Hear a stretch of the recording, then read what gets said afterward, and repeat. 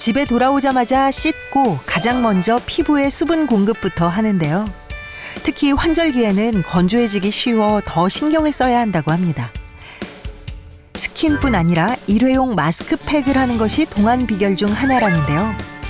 무슨 마스크팩이 성형순 씨만의 비결일까 싶은데 마스크팩을 하고 드라이를 하는 것이 포인트입니다.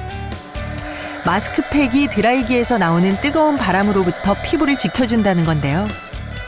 머리를 말리다 보면 아무래도 기껏 준 수분이 날아갈 것 같아서 저는 평소에 이렇게 팩을 붙이고 드라이로 머리를 말리고 있는데 평소에 이런 습관들이 동안을 지키는 방법이고 저는 꼭 이 습관을 지키고 있습니다. 성형순 씨도 주부인지라 살림을 해야 하는데요. 하지만 청소를 하는 동안에도 피부 관리는 계속입니다. 아무래도 피부가 얇은 곳이나 피부가 좀 처지기 쉬운 곳 그런데 이렇게 붙이면 아무래도 탄력도 생기고 좀 도움이 많이 되는 것 같아요. 처짐도 방지하고. 아, 이게 어디서 파는 건가요? 아니요, 이거 제가 간단하게 그냥 만들어서 그냥 자주 붙이고 있는 거예요. 성형순 씨의 초간단 주름 방지 팩. 먼저 화장솜을 물이나 스킨으로 충분히 적신 다음에 그 위에 바세린을 듬뿍 발라주기만 하면 끝인데요. 이걸로 눈가 잔주름, 입가 팔자주름, 이마 11자주름에 붙이면 보습 효과와 함께 주름 개선 효과도 있다고 합니다.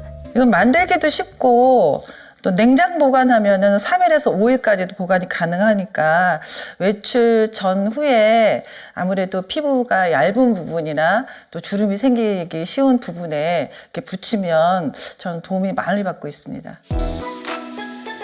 성형순 씨의 식탁엔 뭔가 특별한 게 있지 않을까 기대가 되는데요.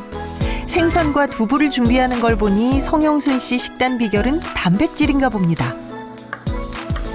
평범한 식단에 조금 실망하려는 찰나. 활용점정으로 뿌리는 이것, 저분자 콜라겐이라는데요. 아무래도 저희 나이 때는 콜라겐 배출이 있으니까 이 콜라겐을 먹음으로써 피부 탄력도 되고 동안 유지가 되는 것 같아요. 나이가 들면서 부족해진 콜라겐을 챙기는 것도 동안을 유지할 수 있는 비결이랍니다.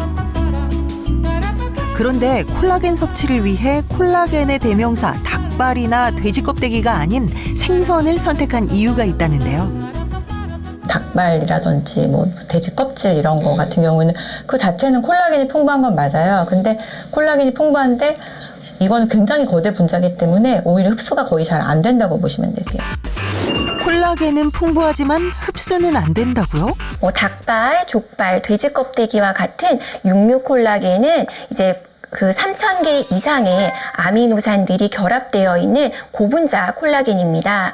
이제 보거라든지 명태 껍질에 함유되어 있는 어류 콜라겐은 30개에서 100개 정도의 아미노산들이 결합되어 있는 저분자 콜라겐이고요.